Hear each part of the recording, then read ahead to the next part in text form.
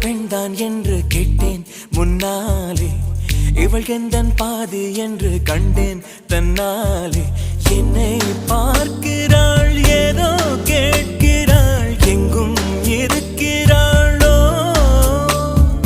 கண்ணால் சிரிக்கிறாள், முன்னால் நடக்கிறாள், நெஞ்சை கிழக்கிறாளோ. கூட்டத்தில் இருந்தும் தனியாக